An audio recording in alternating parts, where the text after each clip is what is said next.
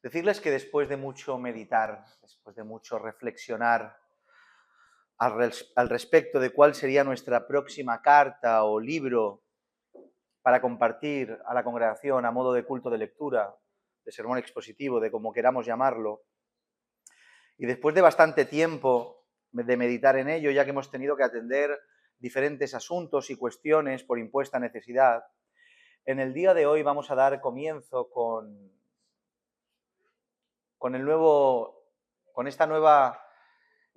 este nuevo libro, esta nueva carta en particular que el Señor pone en nuestro corazón. Y la carta en cuestión, o las cartas en cuestión, van a ser las cartas del apóstol Juan. Amén. Es lo que vamos a aventurarnos a intentar estudiar con la congregación. Amén. La verdad que estudiar con ustedes estas cartas me hace especial ilusión, la verdad, ya que como a muchos de ustedes, a muchos hermanos a lo largo y tendido del globo, y creo que lo compartirán de la misma manera, estas cartas me han acompañado, sobre todo Primera de Juan, me ha acompañado a lo largo de mi trayecto y mi vida en el Evangelio, de una manera muy cercana. Me han sido indispensables tanto para mi vida personal como para el ministerio pastoral, ya que su contenido, aunque profundo y doctrinal, es extremadamente pragmático, Primera de Juan y sus cartas. Y con pragmático no me refiero a su sistemática, ya que en realidad apenas tiene sistemática, o que tengamos en las cartas una serie de mandamientos explicados punto por punto sistemáticamente, para nada, sino más bien a que en ellas encontramos una serie de afirmaciones contundentes que no te dejan escapatoria ni lugar a la especulación. Eso es lo que me encanta de Juan, que no te deja escapatoria. No me deja opción en cuanto a cómo debe de ser mi vida como creyente. Y no me deja opción a cómo debo de presentar el Evangelio a otros creyentes que necesitan, otras personas, que necesitan de Cristo, otros creyentes que necesitan de las verdades de las Escrituras.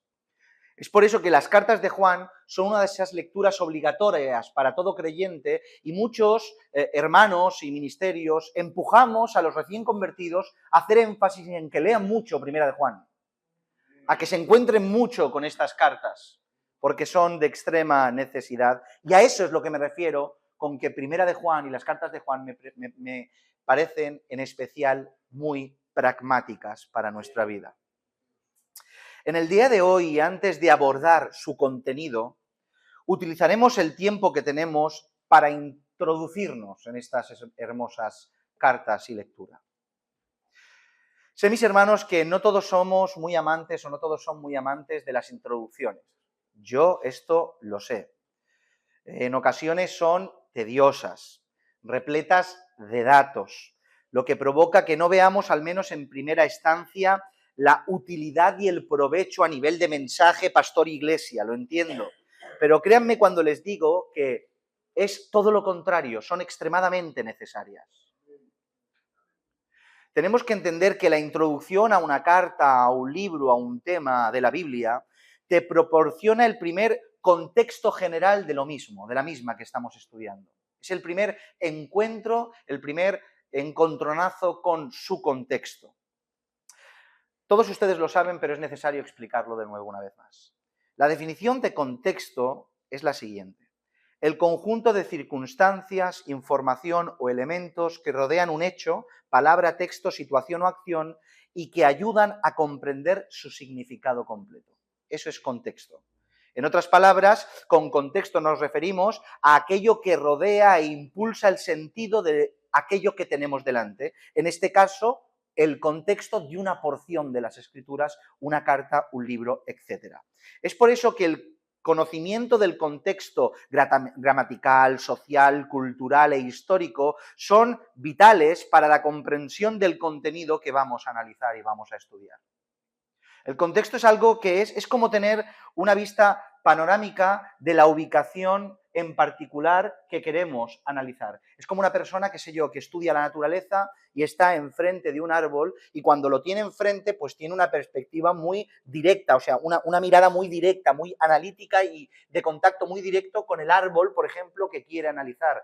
Pero a no ser que tome distancia, medida de distancia y vea y ubique el árbol en el contexto donde crece, no podrá analizarlo en medio de su hábitat natural. Necesita tomar distancia del árbol en particular que quiere analizar para no solo conocer el árbol directamente, sino el contexto que lo rodea. Y en base a todos esos factores tiene una interpretación adecuada de lo que quiere y está analizando.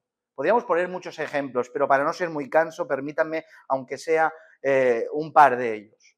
En primer lugar, en un ejemplo de contexto inmediato. Y esto es importante explicarlo porque sé, y me repito, que no somos muy amantes de las introducciones y no le vemos mucho sentido, pero tiene sentido. En Filipenses capítulo 4, versículo 13 dice, todo lo puedo en Cristo que me fortalece, ¿verdad? ¿Cuántas veces hemos leído este texto? ¿Y cuántas veces se ha aplicado? ¿Ha pasado algo? Todo lo puedo en Cristo que me fortalece. Esa famosa porción de las Escrituras se ha usado en infinidad de ocasiones para argumentar que cualquier cosa a la que me enfrente será superada porque todo lo puedo en Cristo que me fortalece. Pero aunque esto es verdad, se aplica esta fortaleza que viene de Cristo en ocasiones erróneamente en lo que tiene que ver con cuestiones de beneficio personal, como por ejemplo, sacaré adelante este negocio porque todo lo puedo en Cristo que me fortalece. Y cosas semejantes a estas.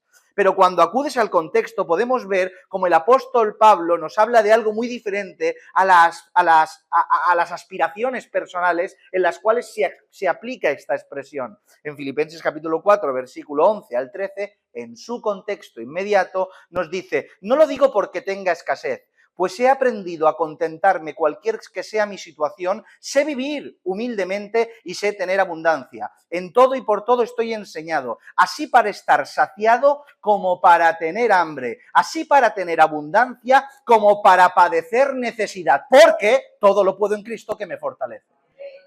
Por tanto, fíjense cómo cambia el contexto de aplicar ese texto en su contexto adecuado. En cuanto a tengo necesidad, lo estoy pasando mal, tengo una dificultad, todo lo puedo en Cristo que me fortalece, es contrario a cómo se suele aplicar. Y así un montón de ejemplos a nivel general, a nivel de una carta, por ejemplo, cuando se utiliza, la carta a los Gálatas, que es la carta por autonomasia para aquellos que van en contra de la ley, que dicen que la ley ha sido abolida, utilicen esa carta sin contexto para señalar que la ley es mala, que vivimos en la gracia y no la ley. ¿Lo han escuchado alguna vez? Sin embargo, cuando acudes al contexto, te das cuenta del error que cometen. Sin contexto, los escuchas a ellos argumentar y después lees la carta tal cual y crees que tienen razón.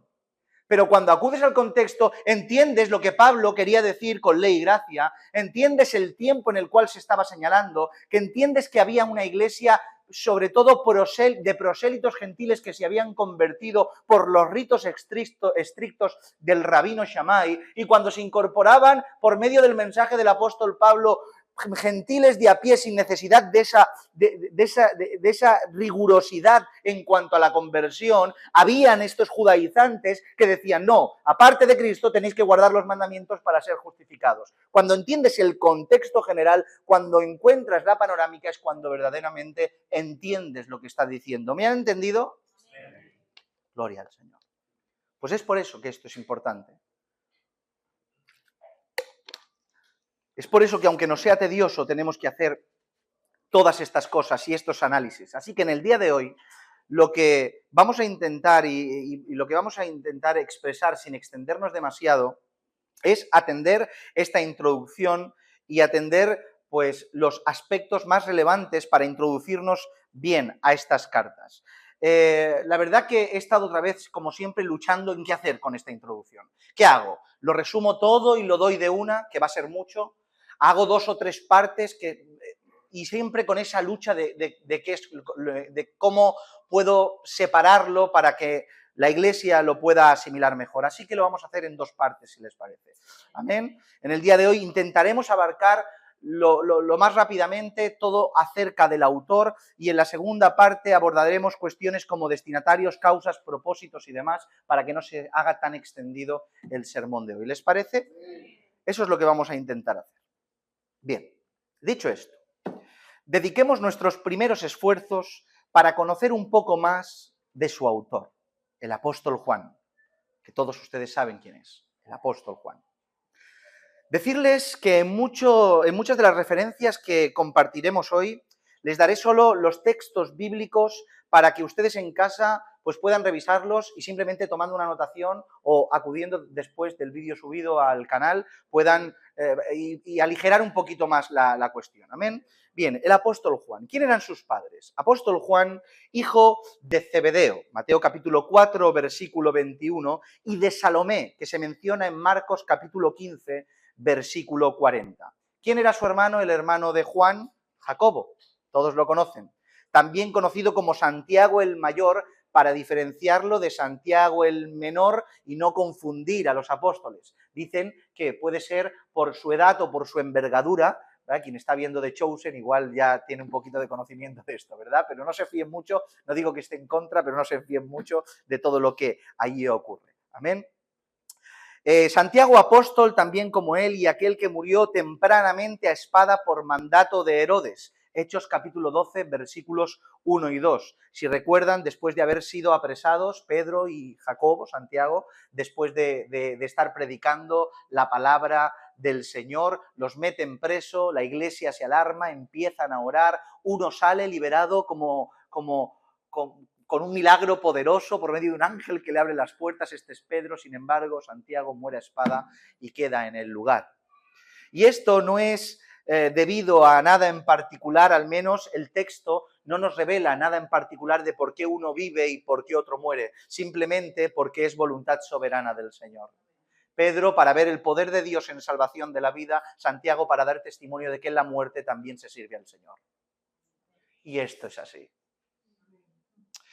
Destacar que estos dos hermanos se les conocía con un título bastante particular. ¿Cuántos lo recuerdan? Marcos capítulo 3, versículo 17 dice: a Jacobo, hijo de Zebedeo, y Juan, hermano de Jacobo, a quienes apellidó Boanerges, esto es, hijos del trueno. El texto sugiere que fue Jesús que les dio este apelativo, probablemente por su carácter fuerte e impetuoso, de hombres rudos que eran de la Galilea. Nativo de la ciudad de Galilea y ciudadano probablemente de Capernaum o de Betsaida, ciudades pesqueras cercanas al mar de Galilea, también conocido como mar de Genesaret. Su oficio, como la mayoría de los habitantes de la región, era de pescador. Todo el mundo pescaba por esa región. Hay que destacar que probablemente su oficio de pescador estaba bien posicionado. Quizá tuvieran una empresa pesquera, como dicen algunos comentaristas, ya que menciona, entre otras cosas, que Juan y su familia tenían barcas y tenían jornaleros. En Marcos capítulo 1, versículo 20 dice: y luego los llamó y dejando a su padre Zebedeo en la barca con los jornaleros, le siguieron. ¿Notan? Barcas y jornaleros. Por tanto, aunque no se puede asegurar que fueran una familia de pudientes, sí que probablemente estaban bien posicionados y sustentados y tenían un trabajo bien estable, ya que la mayoría de pescadores pescaban por cuenta propia sin necesidad de tener empleados ni barcas a su disposición. Salían, pescaban y vivían al día, pero parece ser que ellos tenían un poquito más de recursos. Juan, al igual que el resto de los apóstoles, era un hombre que no era de letras, sino del vulgo. En Hechos capítulo 4, versículo 13 dice: entonces viendo el denuedo de Pedro y de Juan, y sabiendo que eran hombres sin letras y del vulgo, se maravillaban y les reconocían que habían estado con Jesús. Ahora bien, esto no significa que fueran analfabetos. A veces se ha identificado sin letras y de vulgo como gente analfabeta. Para nada eran analfabetos. Tenemos que entender que el pueblo de Israel tenía por ley, por tradición, instruir a los niños desde que nacían en la ley, en la tradición, y los vinculaban con la relación que tenían con Dios como pueblo del libro, como pueblo del pacto, como pueblo del Dios verdadero, Dios de Abraham, de Isaac y de Jacob. Por tanto, no es que fueran analfabetos o no tuvieran conocimiento de la Escritura, sino que eran del vulgo porque no habían, de alguna manera, para que lo entiendan, cursado los estudios superiores en cuanto a la Torá, en cuanto a la tradición, como por ejemplo sí que hizo Pablo. una familia de pudientes con ciudadanía romana que se instruyó a los pies de Gamaliel. Un contexto completamente diferente. Algunos sostienen que Juan era de familia sacerdotal. ¿Lo han escuchado algunos de ustedes? Que era de familia sacerdotal. Pero la verdad que los argumentos que se dan son extremadamente débiles. Y sumados a la nula evidencia de dicha afirmación, tenemos que decir que es un postulado sin ningún tipo de propiedad corroborable. Por tanto, no se puede decir que Juan ni su familia fueran de una familia sacerdotal. Sí, por lo contrario, lo podemos decir de Juan el Bautista, ya que precisamente su padre, Zacarías, estaba en el templo ministrando cuando se le dio la noticia de que su mujer iba a tener un hijo, aún siendo estéril. Por tanto, Juan el Bautista, el que murió tempranamente, que bautizó a nuestro Señor Jesucristo, sí que era sacerdote, por tanto, de la tribu de Leví, pero no con Juan el apóstol. En cuanto a su llamado, voy así de rápido porque hay muchas cosas que tratar, y si voy más despacio, estaremos hasta mañana. En cuanto a su llamado, fue directo e impactante como el resto de los 12, como el resto de los otros apóstoles. Cuando me refiero a impactante, no es a nada sobrenatural, al menos a nivel de vista, como que salió escrito su nombre en medio de las estrellas o las nubes lo componieron para llamarle, o un ángel del cielo lo iluminó como una antorcha encendida para llamarlo, o cosas semejantes. Para nada. A lo que me refiero con impactante es a la inmediatez de su respuesta. Eso es lo impactante. Lo que me impacta de su llamado y del llamado de los 12 es la inmediatez de la respuesta. Eso es lo impactante. En Mateo capítulo 4, versículo 21 y 22 dice: pasando de allí, tranquilos, no pasa nada.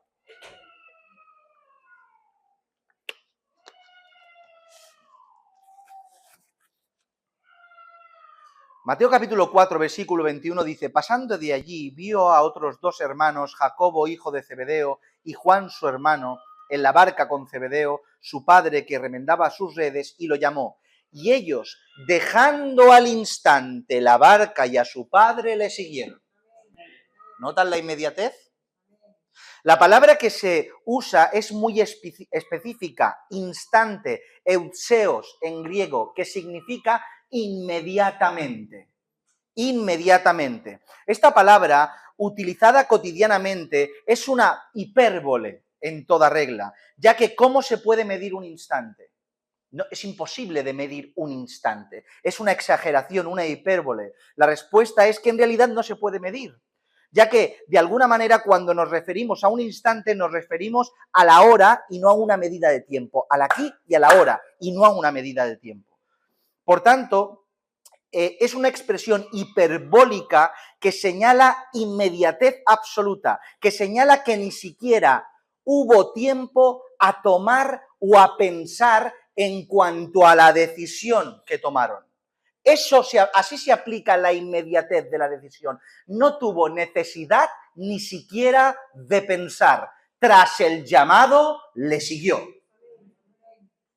Y eso es lo que, en mi opinión, esa inmediatez es lo que me impacta del llamado. Porque, ¿cómo es posible que eso pueda ocurrir? La mayoría de seres humanos, sobre todo aquellos que meditamos, y yo me incluyo, y repensamos y analizamos las situaciones antes de tomar una decisión, nos tomamos cierto tiempo para medir, para pesar, para intentar analizar la decisión que voy a tomar, las causas, los pormenores, las ventajas y desventajas de mi decisión. Lo que sucede al instante en la vida del ser humano siempre suele ser impulsivo y en la mayoría de los casos equivocado y después con el tiempo rectificado porque tomé una decisión demasiado precipitada. Eso es lo que suele ocurrir. Pero sabemos que el llamado de Juan, que fue contestado instantáneamente, no fue revertido, sino definitivo y hasta el final. Por tanto, su respuesta no solo fue inmediata, sino que también fue definitiva. Y mis hermanos, ¿esto cómo puede ser? ¿Cómo puede ocurrir esto? Y esto ocurre no por el que decide al instante, sino por el que llama. La inmediatez, esa inmediatez sin ningún tipo de análisis, no se trata de la capacidad de analizar rápidamente en cuanto al llamado que a uno le han hecho. Se trata porque el que te llama es Cristo. Y como el que te llama es Él, es posible que la decisión sea al instante. Operando el milagro verdadero, la inmediatez de la respuesta ante el llamado. La escena no puede ser más cotidiana y dentro de lo común que pueda haber. Se encontraban pescando como cualquier otro día y mientras que estaban remendando las redes con su padre, nos dice el texto que los llamó a los dos hermanos. Nada más. No hay explicaciones del por qué, no hay explicaciones de a dónde van, ni para qué, solo venid conmigo. Solo un llamado sin más. Y ellos, al instante, sin pensar, le siguieron. Y no le siguieron ni siquiera analizando pérdida alguna. Les dio igual que iban a perder. Ellos no sabían qué se iban a encontrar, sin embargo, no les importó lo que dejaron atrás para encontrarse con lo que tenían delante. Y delante no tenían ningún tipo de perspectiva, solo tenían a Cristo. Y dejaron la barca, el negocio, la estabilidad, que ya es importante, pero matiza el texto que dejaron a su padre. Porque quizá dejar una barca es fácil, pero dejar al padre... Pero dejando la barca y a su padre, le siguieron. ¡Aleluya! Por tanto, vuelvo a repetir que esa forma de respuesta solo es causada por el que llama. Y esto nos hace mucho pensar. Esto nos hace mucho pensar, ya que aquellos que le siguen es porque Él los llamó. Pero bueno, avanzamos. El propósito del llamado, como saben, era para formar parte de los 12 apóstoles del Cordero. Se señala como apóstoles del Cordero porque no pueden compararse a ningún otro apóstol enviado, Sheliach, que puedan aparecer en el escenario bíblico. Un apóstol, un Sheliach, es un enviado, alguien que va a hacer una misión en pos de otro.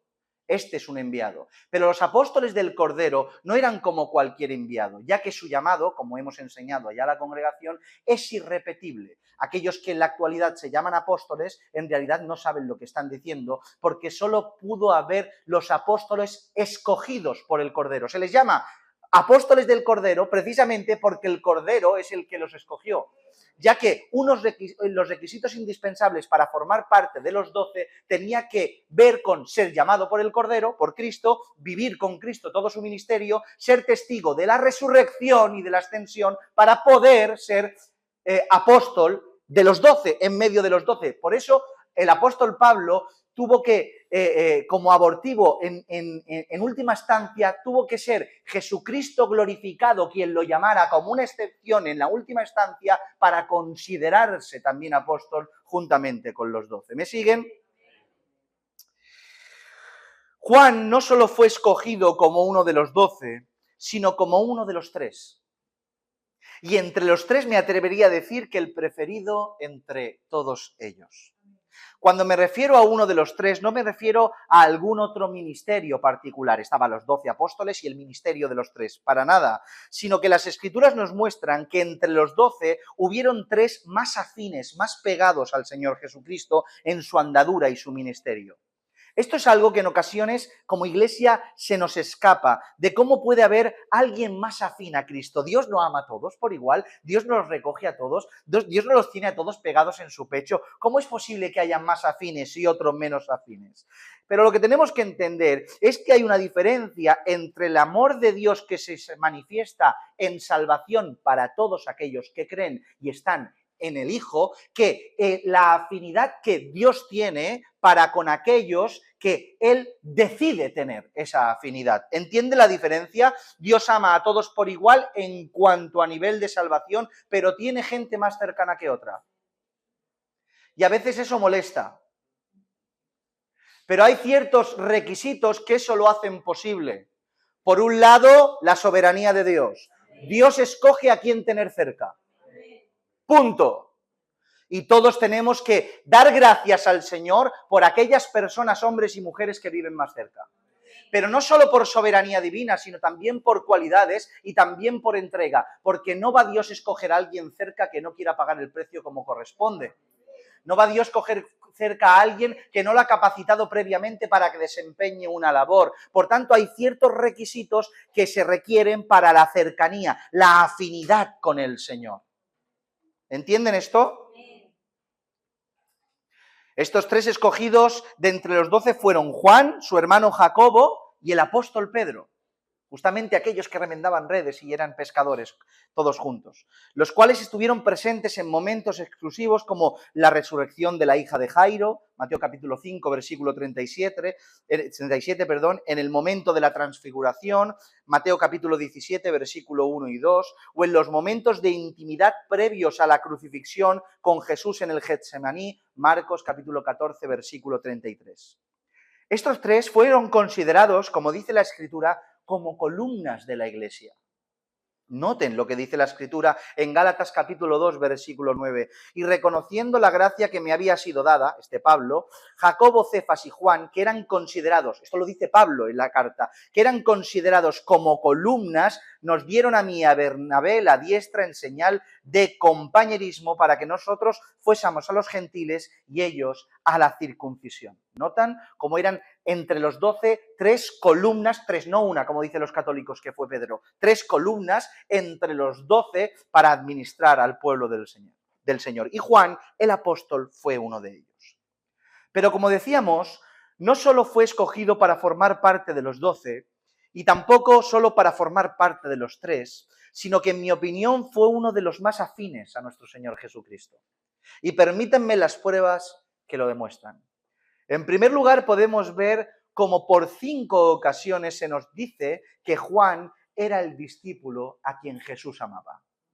Así lo dice. No lo dice de otro, lo dice de él. Era el que Jesús amaba.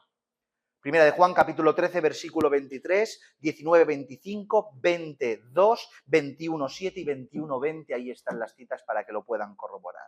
Por tanto, la Biblia no mencionaría tal cosa y, por supuesto, no lo mencionaría 5 veces si no fuera verdad. Si no fuera aquel en el cual su corazón amaba. En otra ocasión podemos ver cómo fue él el que se sentó al lado de Jesús en la última cena, recostado sobre su pecho. ¿Recuerdan la escena? Juan capítulo 13, versículo 23. Esto no quiere decir que estuviera como un niño en el regazo del Señor, mientras que los demás eran adultos y estaban sentados ahí como personas normales y corrientes. Para nada, otra vez el contexto. Eso tenía que ver con la forma de sentarse de la época. No había una mesa redonda o cuadrada y todos tenían sillas de madera y se sentaban, sino que había una mesa baja y se sentaban en el suelo y se sentaban de lado. ¿Qué ocurre? Que probablemente Jesús decidió que Juan se sentara a su lado más cerca, probablemente, digo probablemente porque no lo puedo corroborar. Y claro, al sentarse al lado de Jesús y al reclinarse sobre su costado, le quedaba el corazón del Señor cerca de su cabeza. Y por eso podía estar reclinado sobre su pecho. ¿Casualidad? En Dios no hay casualidades. Todo era providencia divina.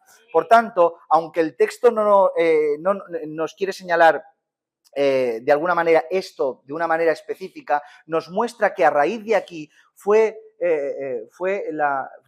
tuvo la posibilidad de acercarse a Jesús en más intimidad y cumplir las peticiones de su consiervo Pedro cuando le dijo, pregúntale tú, ¿quién es el que nos va a traicionar?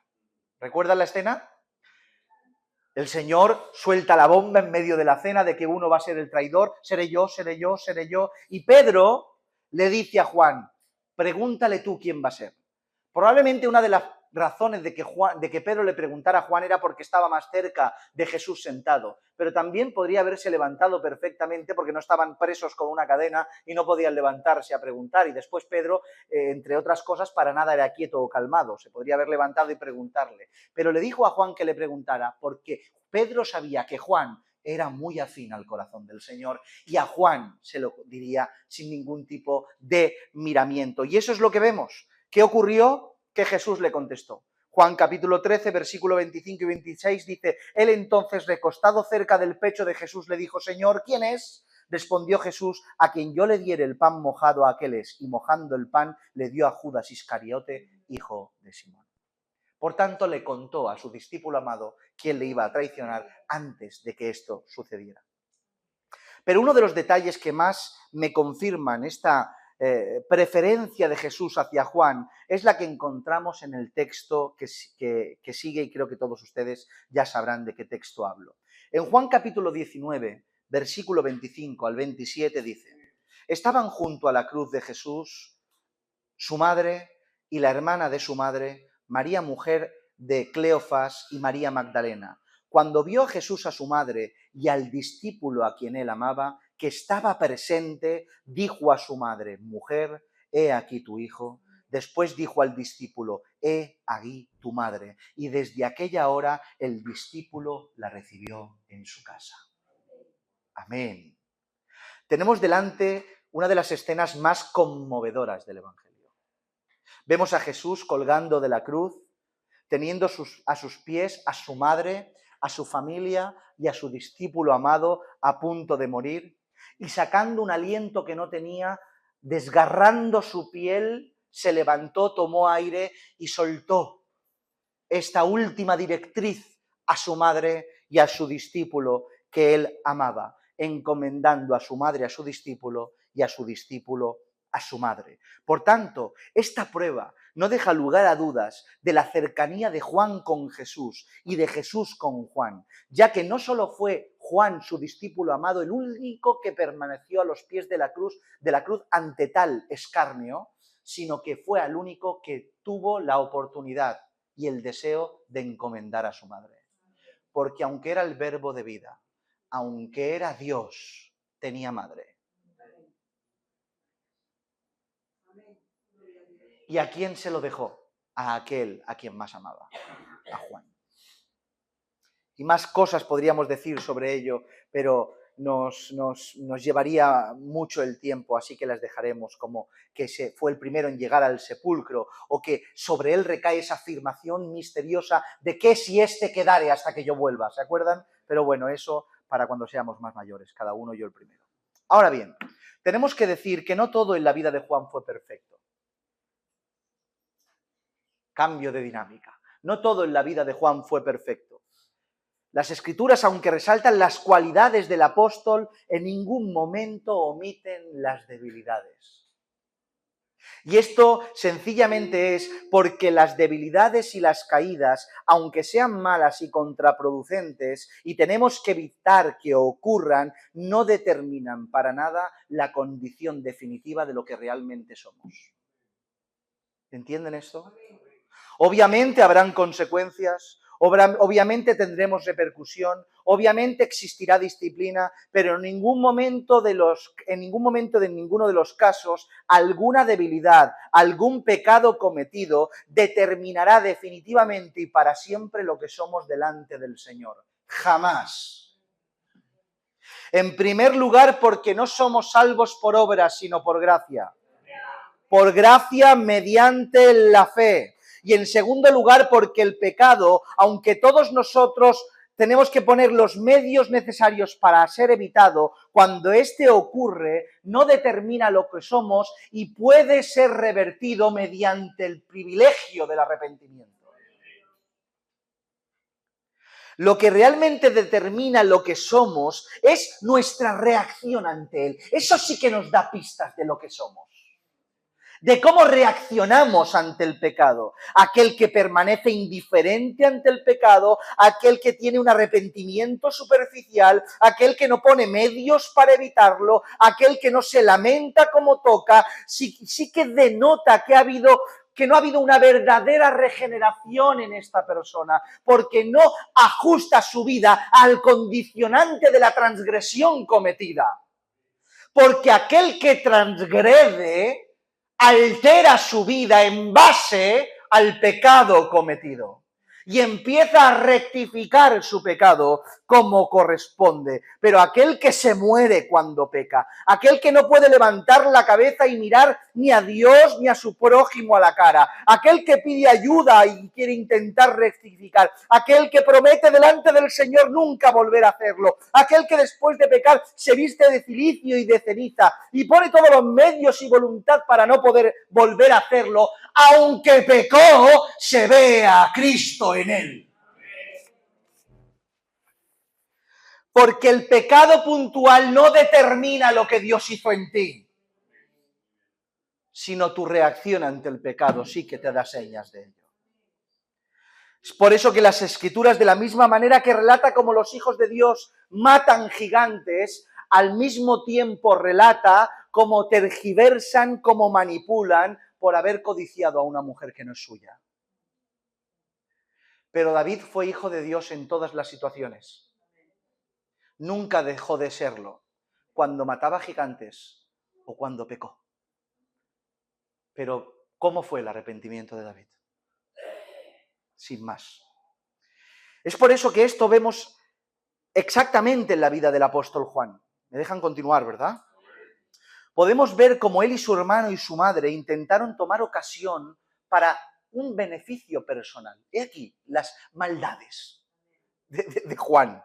Mateo capítulo 20, versículo 20 y 22 dice: entonces se le acercó la madre de los hijos de Zebedeo con sus hijos, no la madre sola, porque si hubiera ido la madre sola, pues las mamás siempre buscan el bien, incluso aunque no, yo no digo nada, yo voy a intentar arreglar la cosa, pero fue la madre con los hijos, porque los hijos sabían qué es lo que la madre iba a decir. Entonces se le acercó la madre a los hijos de Zebedeo con sus hijos, los hijos de Zebedeo, perdón, con sus hijos, dice, postrándose ante él y pidiéndole algo. Él le dijo, ¿qué quieres? Ella le dijo, ordena que en tu reino se sienten estos dos hijos míos, el uno a tu derecha y el otro a tu izquierda. Entonces Jesús respondiendo dijo, no sabéis lo que pedís. ¿Notáis cómo dice sabéis en plural? No a la madre, no sabes, sino no sabéis. Acusa a los tres, porque los tres estaban implicados en esa petición. No sabéis lo que pedís, porque dice, podéis beber del vaso que yo he de beber y ser bautizados con el bautismo con que yo soy bautizado. Y ellos le dijeron, podemos. No tenían ni idea de lo que decían, pero fíjense cómo fueron a Jesús a pedirle ¿qué? Ciertos privilegios personales. Lo vemos intentando limitar las dádivas y el poder de Dios solo a los escogidos. No querían los apóstoles que el poder y la misión se extendiera más allá de ellos. En Marcos capítulo 9, versículo 38 al 40 dice, Juan le respondió diciendo, maestro, hemos visto a uno que en tu nombre echaba fuera demonios, pero él no nos sigue. Echa demonios, pero no nos sigue. Y se lo prohibimos, porque no nos seguía. Pero Jesús dijo, no se lo prohibáis, vaya enseñanza. Porque no todo el que nos sigue, el que no nos sigue, no es un falso hermano, alguien que no sea hijo de Dios. No todo el mundo tiene que ser de casa de David o del camino o de los que van. No. Hay hijos de Dios por todos los lugares del mundo. Pero fíjense lo que dice, hemos visto que echaban fuera demonios, pero él no nos sigue y se lo prohibimos, pero Jesús dijo, no se lo prohibáis, porque ninguno hay que haga milagro en mi nombre que luego pueda decir mal de mí, porque el que no es contra nosotros, por nosotros es. Por tanto, aunque no estén contigo, no significa que no sean por él. ¿Entienden esto?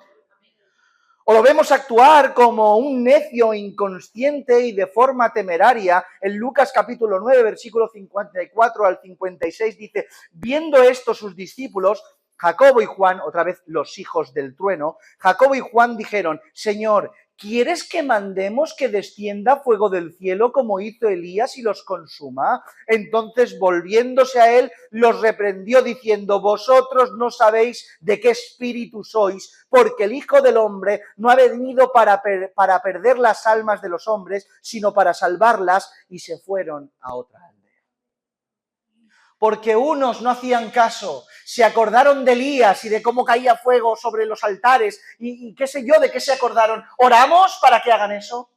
Desajustes en el corazón del apóstol amado y escogido, porque la Escritura no solo resalta las virtudes, sino también los infortunios y los pecados. Pero ninguna de estas dos cosas, o las dos cosas, definen la vida de un creyente, porque no es una cosa o dos, es el trayecto de la vida, la forma en que caminamos, la forma en que nos desenvolvemos diariamente, lo que define lo que somos. Que gloria tenga su nombre. En cuanto a su ministerio y vida y muerte, diremos lo siguiente.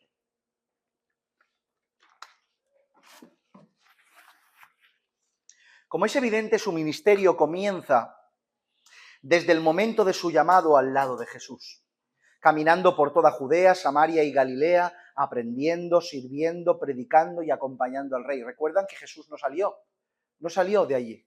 Se quedó en esas diferentes provincias sin salir, y Juan, en sus inicios de su ministerio, cómo no, acompañó al Señor por todas esas regiones. Tras la muerte, resurrección y ascensión de Jesús, lo podemos ver juntamente con el resto de los apóstoles sin descanso en el servicio.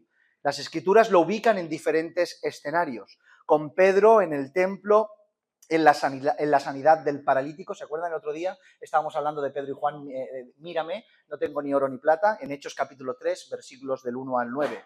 O predicando por las inmediaciones del templo y siendo apresado, reprendido y azotado, en Hechos capítulo 4, versículos del 1 al 9. O años más tarde, viajando a Samaria a confirmar a los discípulos que se incorporaban tras la huida, cuando Felipe fue a la ciudad de Samaria y pasó de diácono a evangelista y predicó el evangelio, y como todo el mundo creía en el Señor, fueron algunos apóstoles a confirmar lo que Felipe había hecho, entre los cuales se encontraba Juan el apóstol, Hechos capítulo 8, versículo 4 en adelante.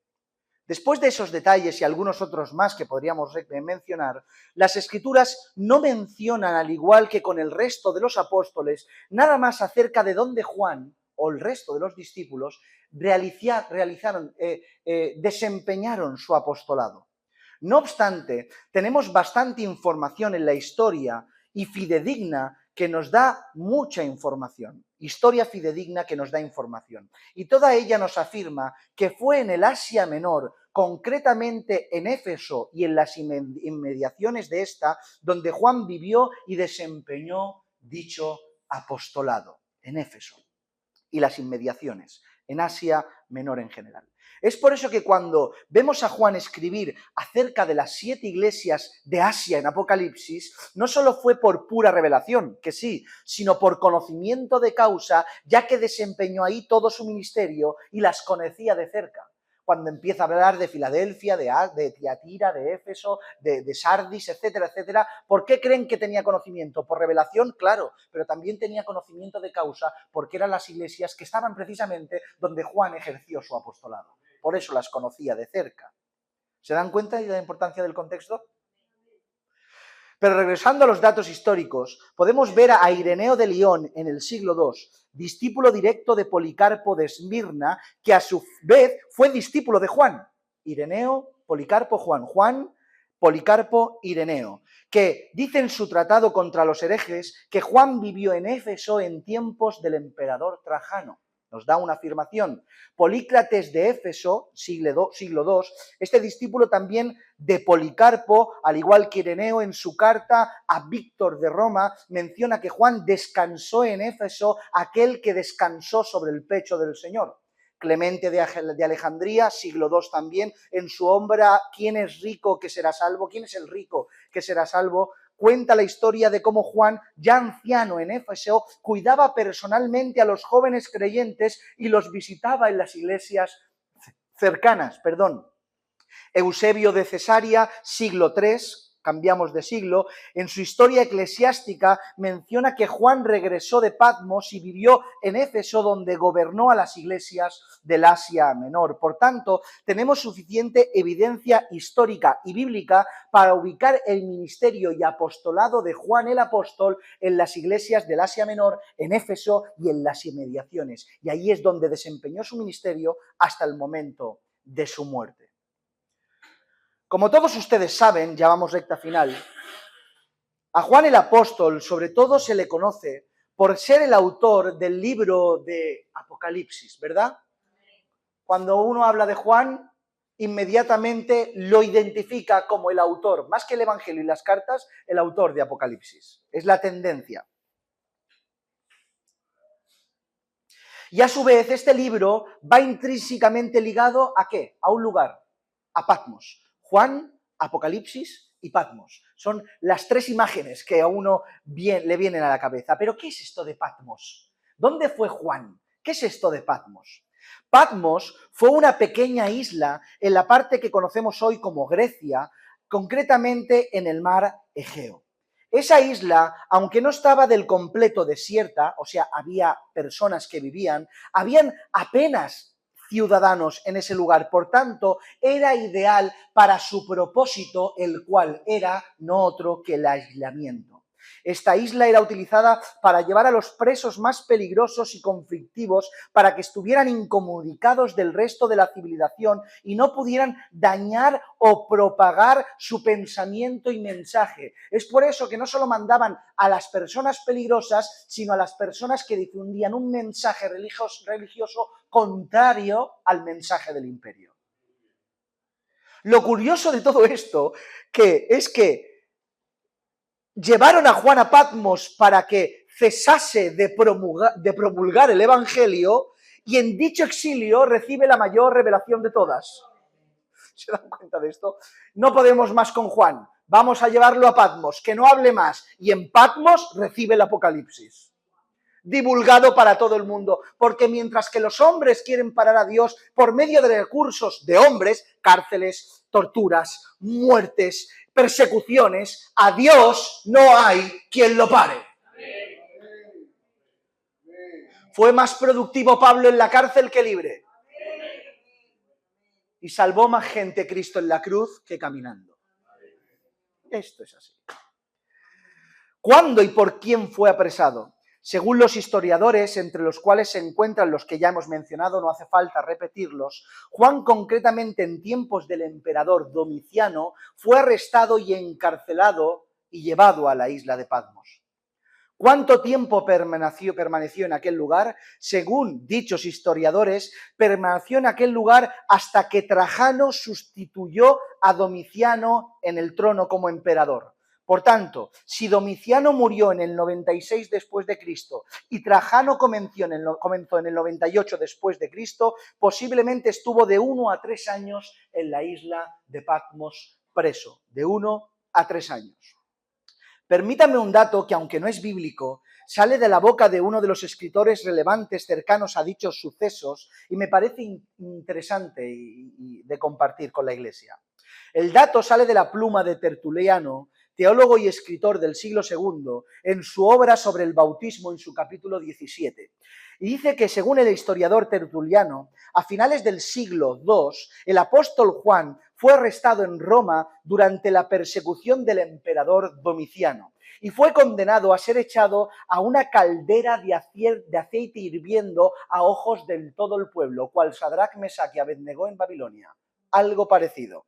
Pero sorprendentemente para todos, el apóstol también, como Sadrach, Mesach y Abednego en la historia en Babilonia, le pasó exactamente lo mismo con esa caldera de aceite hirviendo. Las palabras exactas de Tertuliano fueron las siguientes: el apóstol Juan fue sumergido en aceite hirviendo y salió de él más sano que cuando entró. Esto dijo Tertuliano en la historia, operando un milagro prominente en la vida del apóstol Juan. Y dice que en consecuencia de ver que no podían acabar ni con su vida, vino el exilio a Patmos por mano de Domiciano. Y aunque el relato es histórico y no bíblico, creo que es hermoso el recordarlo a la Iglesia.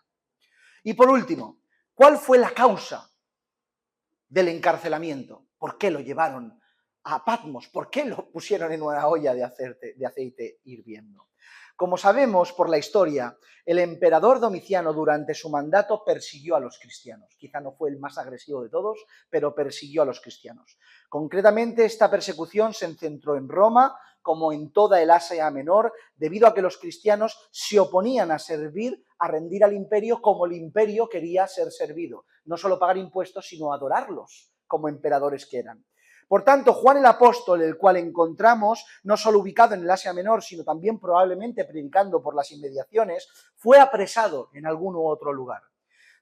Pero en esta ocasión no hay necesidad de acudir a la historia para encontrar las causas de su apresamiento, ya que la propia Escritura nos los deja bien claro. En Apocalipsis capítulo 1, versículo 9, nos dice por qué causa Juan fue apresado. Y dice, yo Juan, vuestro hermano y copartícipe vuestro en la tribulación, en el reino y en la paciencia de Jesucristo, estaba en la isla llamada Patmos. Y ahora dice, por causa de la palabra de Dios y del testimonio de Jesucristo. Esa fue la causa. La causa no fue matar a nadie, no fue insultar a nadie, no fue dejar de pagar impuestos, ni rebelarse como las personas normales se rebelan por algún derecho personal. La causa fue el Evangelio y el testimonio de Jesucristo. Y es que, mis hermanos, en mayor o menor medida, sea cual sea la consecuencia, la causa siempre tiene que ser la misma. No puede haber otra causa para nuestros infortunios, no puede haber otra causa para nuestras persecuciones, no puede haber otra causa para nuestros apresamientos y difamaciones. La causa tiene que ser Cristo y su Evangelio. La palabra de Dios y el testimonio de Jesucristo. Estas dos cosas apuntan a las dos partes de la vida del creyente que tienen que ser la causa aborrecible y motivo de persecución, el mensaje y la conducta. Porque si nos persiguen y nos difaman por maleducados, por difamadores, por señalar, por hacer lo malo, ¿para qué queremos dicha difamación? No tendremos recompensa, pero si la difamación, la mentira, el exilio, el señalamiento viene porque vives a Cristo y predicas a Cristo, amén a todo lo que venga. Ojo con las persecuciones, las difamaciones y el señalamiento, porque no siempre vienen por causas apropiadas.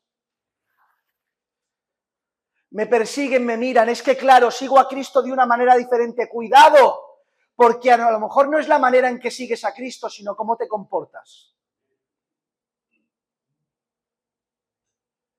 Pero si la verdad está en nuestros labios y la verdad está en nuestros pies de cómo caminamos, que venga todo lo que tenga que venir. Ya que pueden pasar siglos y siglos, pero las causas siempre serán las mismas, mis hermanos. Finalmente, Juan, terminamos. Murió con edad avanzada. El Señor determinó que fuera, parece ser, el último de los apóstoles vivos en pie. Con edad avanzada. Y parece ser que murió de mayor, siendo en su vejez. Probablemente, y según Tertuliano, Jerónimo y otros, murió en Éfeso, en tiempos del emperador Trajano, tras su regreso del exilio de Patmos. No murió en Patmos, sino tras su regreso. Probablemente llegó a 100 de años, según hacemos los análisis. Y en toda esta trayectoria, como todos ustedes saben, el ministerio del apóstol fue fructífero y provechoso al máximo.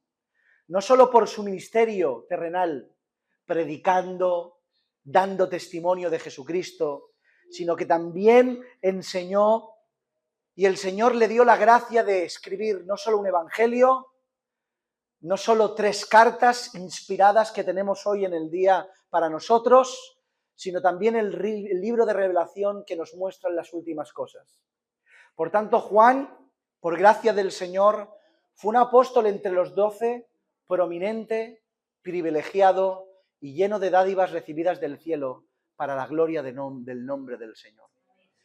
Y en base a este contexto de su autor, conociéndole a él y otras diferentes circunstancias que son necesarias atender, que atenderemos en el próximo sermón, podremos sumergirnos en estas hermosas cartas con un poquito más de conocimiento de lo que en ellas nos encontramos, gracias a conocer un contexto y una perspectiva como corresponde. Amén. Inclina tu cabeza, vamos a orar.